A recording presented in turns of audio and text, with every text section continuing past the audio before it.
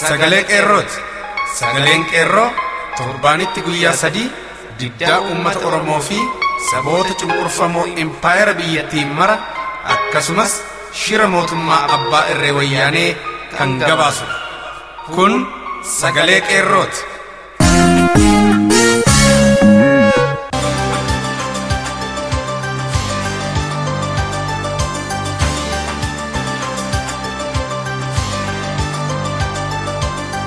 Akkam jirtu dhaggeeffattoota keenya jaallatamoof kabajamoo. Kun qophii sagalee qeerroo kan Oromiyaa irraa isiniif darbuudha. An Biiftuu Galmooti. Sagantaa keenyaarraan isin beeksisa. Jalqaba akkuma barame oduutu isiniif dhiyaata. Itti aanuun qophii addaa gita bittootni Habashaa amala waraabessummaa isaanii dhiisanii otoo amala namummaa qabaatanii isaaniif wayya kan jedhutu hariiroo jorgootiin isiniif dhiyaata. Wallee warraaqsaas ni qabna. Hanga xumura qophii keenyaatti nu waliin turaan afeerraa keenya. Amma hangafoota oduu.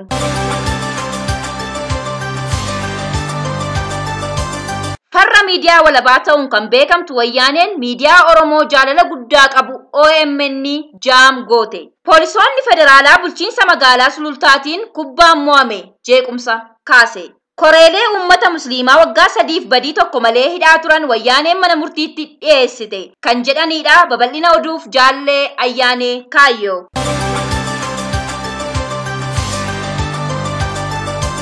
Diina walabaa pireesii ta'uun riikardii addunyaa qabattee kan jirtu gareen abbaa irree maafiyaa biyya keenya weerarteertu wayyaaneen miidiyaa walabaa Oromoo yeroo gabaabaa keessatti hundeeffame jaalala uummataa guutuutti kan argate miidiyaa OMN jedhamuun beekamu miidiyaa leelloo Oromoo ta'e mootummaa Chaayinaa waliin wal ta'uudhaan jaam gochuun ishee irra gahameera. Ammaan duras miidiyaa walabaa Oromoo kana addaan kutuuf jecha sochii hedduu gootee ifaajjee kan dadhabde wayyaaneen Chaayinaaf qarshii uummataa miliyonotaan lakkaa'amu baasii gochuun kasaaraa guddaarra buute akka turte ni beekama. Akkaataa kanaan lola qilleensarraa garee miidiyaa OMN fi wayyaanee fi Chaayinaa kana gareen miidiyaa Oromoo irra aanuun kallattii garaagaraa geeddaruun olaantummaa mirkaneeffatte wayyaanee qaanessuun tamsaasa haalaan sadarkaa eeggate uummata addunyaa biraan ga'uun eenyummaa Oromoo fi seenaa fi aadaa Oromoo uummata addunyaa barsiisaa tureera. Yoomiyyuu mul'achuu Oromoo kan hin barbaanne wayyaanee fi gartuun ishee sabichaa fi afaan isaa dhoksuuf kufanii ka'aa jiru. Biyyattii har'a Itoophiyaa jedhamtee yaamamtu kana keessa uummati walakkaatii ol afaan Oromoo kan dubbatu yoo ta'ellee afaan Oromoo akka afaan giddugalaa hin taane dhorkamee ugguraan akka turee fi arras jiru beekamaadha. Yeroo har'aa ilmaan Oromoo afaan isaaniitiin baratanii guddatanii amma yuunivarsiitiitti jiran fakkeenyaaf daataan ministeera barnootaa kan bara 2014 akka ibsutti barattoota miliyoona 9 oliidha.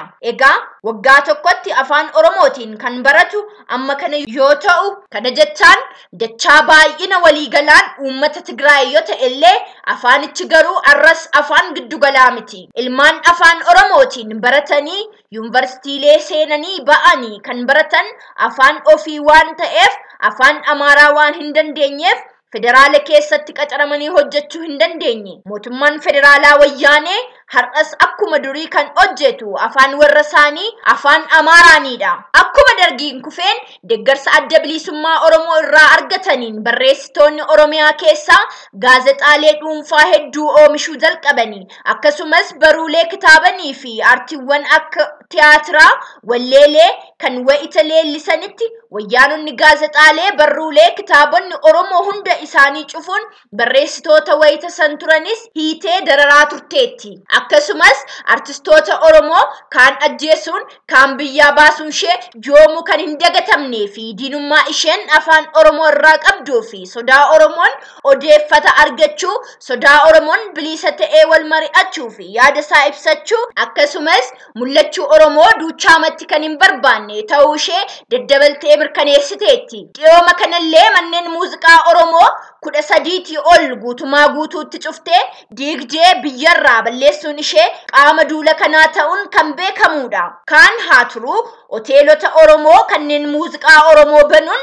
Oromoo bashannansiisan sagaleen keessan magaalaa jeeqa jechuun hoteelota kanneen akka yaadni koo kilab cufsiisuuf yaalii gochaa akka ture nama kam jalaayyuu kan dhokate miti. Ilmaan Oromoo saba isaaniif amanamoo ta'anii fi qabsoo bilisummaa saba isaaniif rafanii hin bulle addunyaa maraa irraa wal ijaaruun otoo uggura diinaa hamma kana ta'eef harka hin kennin tokkummaa fi gamtaa hayyoota Oromoon bara darbe hundeeffamee odeessota amanamoo ta'an sabaan dhaqqabsiisuun seenaa fi bohaartii akkasumas xiinxaloota beekumsaa irratti hunda'an tamsaasuun guutummaa idila addunyaa irratti keessaafuu uummata Oromoo biratti jaalalaa fi kabaja guddaa waan argateef miidiyaa wayyaanee isa uummata nuffisiisee fi walgahii wayyaanotaa qofa agarsiisu irraa garagalee namni marti mana isaatti dhibbarraa dhibbatti jaalalaa fi hawwiin garaa OMN itti waan deebi'eef inaaffan dambaliin OMN akka hin tamsaasne jaam godhaniiru. Miidiyaa dheebuu uummata Oromoo baroota dheeraa deebise uummata sagalee hin qabneef sagalee ta'e kan uummanni keenya akka qaroo ijasaa fi akka dhala isaatti qananiin ilaalu mootummaan Chaayinaa waliin ta'uun ugguranii jiru. Qeerroon bilisummaa carraa kanaan wayyaanota qofaa irratti otoo hin taane faayidaa Chaayinoota Oromiyaa keessatti argaman kam irrattiyyuu tarkaanfii keessa deebii hin qabne akka fudhatu gad-jabeessee akeekkachiisa. Oduu biraatiin Koreen mirga uummata musliimaa gaafachuuf uummanni musliimaa bakka buufate mootummaan abbaa irree wayyaaniin waggoota 3 dura qabamanii murtii tokko malee hanga ammaatti mana hidhaa keessa ta'an wayyaaniin mana murtiitti yoo dhiyeessite illee badiin tokko illee irratti dhiyeessuu kan hin dandeenye ta'uun dhagahame. Mootummaan abbaa irree wayyaanii bakka deemutti uummata rakkisuun isaa itti fufee jira. Sanbata yookaan dilbata darbee waxabajjii 28 guyyaa 6 bara 2015 tapha kubbaa miilaa kanamaa bulchiinsa magaalaa Sulultaa fi poolisii federaalaa gidduutti taasifameen jeequmsi ho'aan raawwatee ture. Taphni kun mana barumsaa sadarkaa tokkoffaa fi giddugaleessa lammaffaa keessatti taasifame. Taphattoonni poolisii federaalaa tapha kana irratti naamusa taphaatiin ala ba'anii humnaan fayyadamuudhaan taphattoota garee faallaa isaanii irratti dhiibbaa gochaa turan. Akka fedha isaaniitti hanga barbaadan deemuu yaadan illee sa'a taphaaf kenname keessatti galchii malee turuun isaanii aarii keessa kan isaan galchee gareen poolisii federaalaa balleessawwan dirree irratti agarsiisan haalaan ittuma cimsanii. Sa'aan taphichaa kenname dhumee daqiiqaan 5 yoo irratti dabalamuuf Siisaay Dachaasaa taphataan jedhamu galchii tokko kanamaa bulchiinsa magaalaa Sulultaatiif lakkoofsiseen gareen poolisii federaalaa ittuu tarkaanfilee garaagaraa fudhachuu cimsanii. Deeggartoonni kanamaa bulchiinsa magaalaa Sulultaa jalqaba kaasanii haala taphattoota garee poolisii federaalaa kana to'achaa kan turan waan ta'aniif dirree keessatti fiiganii gammachuu isaanii ibsachuu jalqaban. Taphattoonni garee poolisii federaalaa deeggartoota kanneen qabanii reebuu jalqaban. Kanuma keessaa nama gaheen hojii isaa hoogganaa dhimma dargaggoof ispoortii ta'e Salamoon jedhamu tokko booksiidhaan rukutuudhaan buruksanii. Namoonni gara isaaniitti isaan waliin dhufaniif deeggartoota kanamaa magaalaa Sulultaa gidduutti jeequmsi hamaan ka'e. Poolisoonni magaalaa federaalota magaalattii keessa jiraatan dabalatee hawaasa irratti bobbahuun humnaan fayyadamanii meeshaalee hidhatanii ba'an malee gaazii boosisaa qabatanii uummata doorsisaa oolan. Poolisiin Wubisheet Isheetuu jedhamtu duraanis hawaasa magaalaa Sulultaa rakkisaa kan turte yeroo taatu guyyaa kanas haalaan dargaggoota kanneen miidhuu irratti hirmaachaa turte. Tapha kana duras guyyaa tokko dura poolisoonni magaalaa namoota dhimma dhuunfaa irratti walitti bu'an gidduu seentee aangoo ishee fayyadamuun dhukaasa meeshaa bantee sodaachisuun namoota 3 irratti rakkoo uumaa turte. Namoota isaan hoteela Salamoon keessatti tuman keessaa Taaddasaa Shumii Hundee, Abbii Aayiluu Roobaa fi kanneen biroos keessatti argamu. Taaddasaa uleedhaan mataa kan buruksan yoo ta'u, Abbii Aayiluu miidhaa qaamaa irra geessisanii turan. Abbaan daa'imman ofii seeraan yoo guddifate daa'imti amalli agarsiiftu hin jiru. Akka abbaan bulutti bulti. Mootummaan wayyaaneetis haala akkanaa kana uummata humnaan sodaachisee bobaa isaa jalatti hacuucee bitu akka dirqamaatti kan fudhate irree ulee of fuuldura qabee ittiin doorsisaa kan dide tumaa jiraachuudha. Jaalleewwan isaatis tarkaanfii kana kallattiidhaan yoo hin fudhanne sodaa boruu maal taana waan qabaniif sammuu dhimma kana gadi fageesse yaadu of hin kennine yookaan guyyaa har'aa itti uummata dhidhiitan kun waan darbu ittiin fakkaatu. Olaantummaan isaanii meeshaa garaagaraa fayyadamuun aangessuu barbaadu. Angaraan achinarraa yaa jedhu ormi waan fedhinaan yaa jedhu jedhan waraabessi. Har'a akka fedha isaaniitti uummata irratti bashaadanii mataa uummataa irratti qabeenyummaa uummataatiin uummata irratti gadi fincaa'uun boriif bulfata isaaniif ta'a. Borin beekneen qoda bukoon ishee sagal jedhan. Kabajamtoota dhaggeeffattoota keenya guutummaa gabaasa oduu kanaa jaal milkeessaa tufaamunaan nu qaqqabsiisee milkeessaa galatoomi. Egaan dhaggeeffattoota keenya oduun keenya har'aa kana fakkaata ture. Qophiilee keenyaaf waliin turtii gaarii. Gitabittoonni Habashaa amala waraabessummaa isaanii dhiisanii yoo amala namummaa qabaatan isaaniif wayya. Oromoon yoo makmaaf waraabessi bakka halkan tokko irraa nyaatetti halkan sagal agabaa jedha. Dhugaadha. Waraaboon bakka halkan tokko itti carroome akka tasaa itti tolee waa argatee aalii sanyii isaa hundaa itti waammatee foonsaa fixee lafeellee qoqoree qorxomsee otoo homaa hin hambisiin yoo deemellee boorus guyyaa lammataas akkasuma waan hafte waan isatti fakkaatuuf bakka kalee irraa nyaate sanatti deebi'ee lafichallee fuunfatee yuusee deebi'a malee bakka kanaa kaleessa fixeera jedhee gonkuma daandii jireenyaa kan biraa barbaacha ijisaa bakka biraa hin ilaalu.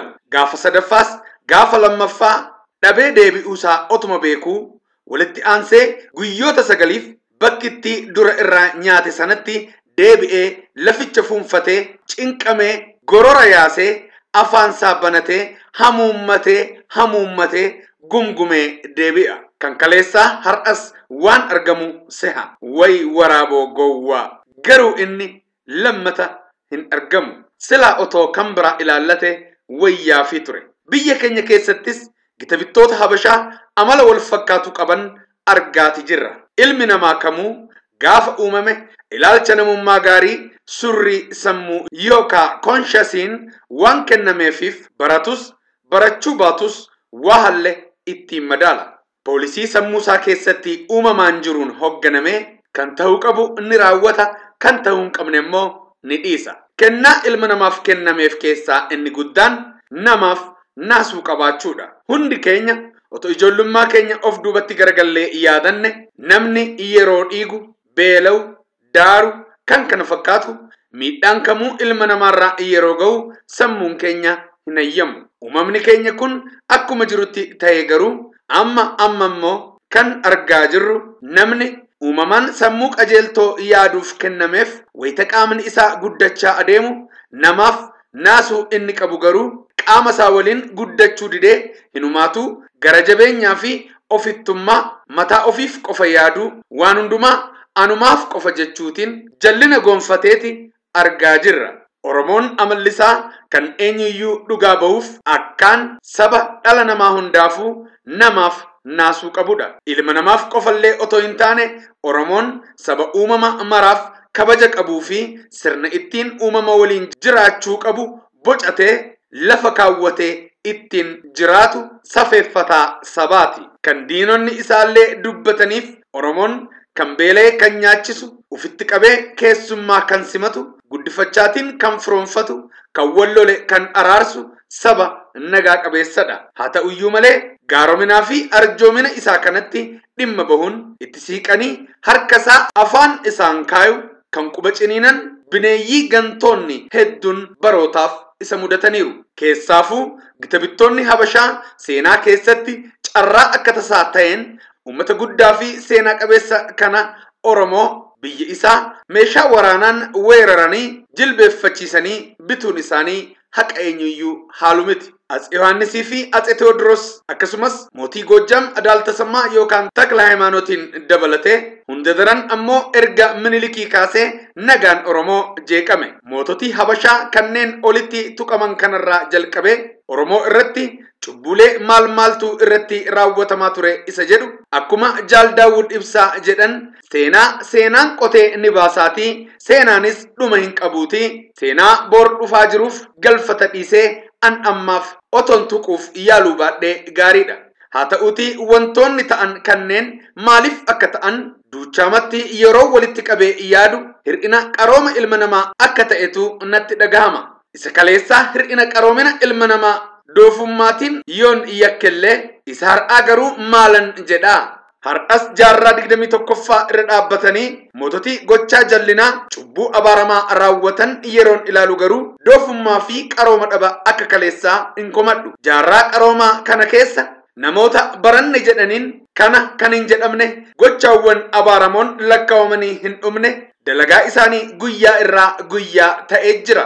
Sababaa fi icciitiin isaa barachuu dhabuu isaanii otoo hin taane amala uumama isaanii ta'uu hubanna. Sababni isaanii wanti hundi anaaf jechuu isaanii ani qofa haa jiraadhu jechuu isaanii amala ofittummaa isaanii isa abaaramaadha malee kan biraa miti. Haalaan kan nama ajaa'ibu immoo baroottan dabran 100 oliif lafa mataa keenyaa irratti akkaan kan miidhamne gochaawwan suukaneessoon kan nurratti raawwatame unudha. Gonkuma jarittii kana uummata habashootaa waliin hin jiraannu otoo jenne kan haqa qabu unudha ture. Amma garuu kan ta'aa jiru faallaa isaati. Gitibittoonni habashaa har'aan tana taayitaa gubbaa jiranis akkuma abbootii isaanii kaleessaa nuti qofti haa jiraannu nuun jechaa jiru. Unuun nu buqqisanii jireenya nu dhorkanii isaan ofiif fandalalanii boonanii jiraachuu qajeelfama isaanii ejjennoo jabaan qabatan godhataniiru. Nuti akka hin dubbanne akka hin barreessine yaada keenya akka waliin jijjiirre odeessaa akka waliif hin kennine isaaniin qofa akka dhaggeeffannu yoo danda'ames eenyummaa keenya dhiifnee isaan akka taanu nuti hundi keenya habashootadha. Afaan tokko amantaa tokko kan kana fakkaatu baacoo isaanii durii sana hin dhiifne. Hinumaatuu akka isaaniif kan isaan itti xichanii hojjechaa jirani kanumadha. Abjuun isaanii yoomillee unuun nu balleessanii ofiif jiraachuudha. Lafa kana irratti Rabbiin Oromoo uumuu isaatiin illee kan isa komatanii fi Rabbi wajjin wallolan ta'aniiru. Egaa ammaan booda dhimmichi Oromoof dhimma jiraachuu fi jiraachuu dhabuu ta'ee jira. Qabsoon Oromoon gaggeessuu qabu qabsoo walabummaa malee qabsoo mirgi kiyyaa naaf haa eegamu jedhu tahuu hin qabu. Gitibittoonni habashaa gaaffii mirgaa Oromoof deebisuu haa turuutii akka Oromoon dachee kanarra jiraatu hin fedhani. Kan isaan itti xichanii hojje yeroo qonnaan bulaan keenya tokko dachee isaarraa fonqolfamu yeroo barataan tokko diinaan ajjeefamu maaltu nu galchee jennee taa'uu hin qabnu. Maaltu na galchee jedhanii mataa ofiif qofa jiraachuun warra of tuultota bittoota keenya abaaramoo irraa adda bahee kan ilaalamu miti. Biyyittiin akkuma ilaalaa jirru gara maraatummaatti qajeelaa jirti. Wayyaanonni warra atsootaa fi fiyuudaalota lafa keenya fudhatee abbaa of gochuun abbootii lafaa ofiin jedhaniin olitti biyya keenyaa fi uummata keenya foonsaa fi dhiigasaa xuuxanii qorqanii dhabamsiisaa jiru. Gara balaa hin malle isa cimaa ta'etti adeemaa jirra. Wanti fedhe dhufus eenyuyyuu taanaan gabrummaa akka hin filanne ameen jedhee akka hin fudhanne wayyaaneen beekuu qabdi. Akkaataa hoggansa bittaa wayyaanee kanaan wantoonni ta'uu hin malle hedduun ta'uuf taa'u ta'us malu. Namni muka waliin kore yoo wal kabajee achirraa nagaan ture malee wal qabta'a. Kana yeroo akeekkachiifnu amala Oromoo namaaf naasuu qabaachuu fi nagaa qabeessummaa isaa irraa kaaneeti malee nuti Oromoon uummata fala dhabe yookaan filmaata biraa dhabe taanee miti. Kun sirritti hubatamuu qaba. Mari'annee fala barbaanna jedhanii dursa kennuun amala namummaa ofiif dursa kennina jedhanii filachuu qofallee otoo hin taane lakkisaammoo jedhanii akka adaruuti yookaan kadhachuutilleedha. Garuu immoo gonkuma shiminuu miti. Ammas nuti wayyaanota daballee akeekkachisuu feena. Biyyittii fi uummata ishee gara kallattii hin barbaachisnetti oofaa jirtaatii sittaa hafuu jenna. Gonkuma yeroon hin jiru dafii dhaabbadhu jenna. Amala waraabessummaa irraa gara amala namummaatti deebi'ii jenna. Damma summiin makame nyaachuun akkuma nama balleessu tarsiimoon misoomaa wayyaanes Oromoof akkasumadha. Kan Oromoo balleessu malee kan Oromoo jiraachisu miti. Hin ta'ulleedha jiraachisuus hin danda'u. Kanaafuu tarsiimoo misoomaa summaawaa wayyaanee qeerroon bilisummaa Oromoo gonkuma hin fudhatu. Summii isaanii nama ajjeesu kana ofiifis hin dhandhamu. Wayita wayyaaneen uummata isaa nyaachistus dhaabbatee hin ilaalu hin callisu. Wayyaaneen homaa waraanaa ishee fi taankii ishee abdattee of tuulummaan laphee dhibuu ishee otoo dhiiftee ishee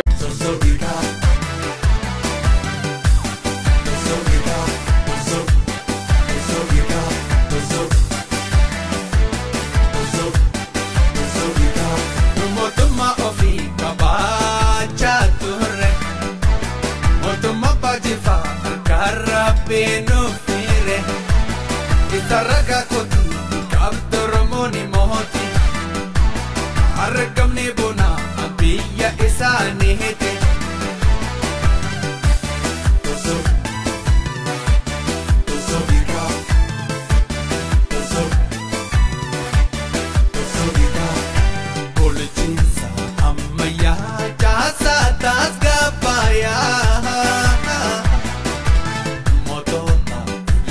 Sani ondarani waya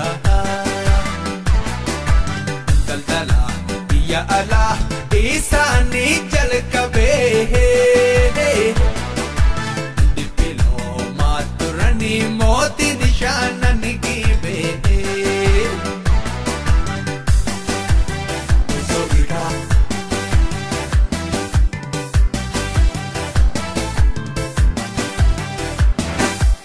Meneleki oromia mihila kula sene achi durang kope ijani nargine moti oromotu kope itikae esuma goje gabini safae Artuma warke rasi fude isakae hala kulinas barena matae Jumma Jumma Jumma Jumma Numotuma ofi kabacha ture Motuma bajifa Karabinu ire Isaraga kotu kabdoromoni mohoti Argamne bona abiya isani hete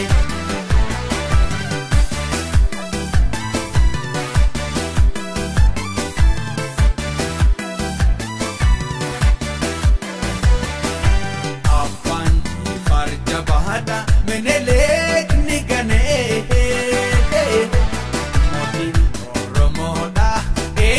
Gadin tane Kana kabi garba fikum samoroda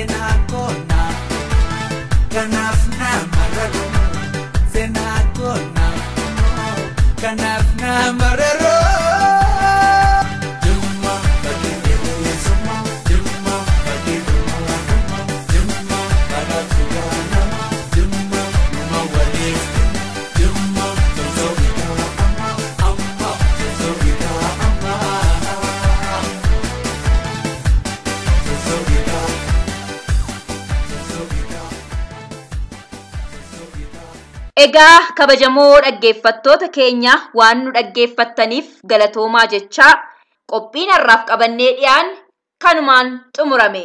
Qophii ittaanutti hanga wal agarru nagaan nuuf tura. Injifannoo uummata Oromoof. Gadaan gadaa bilisummaati.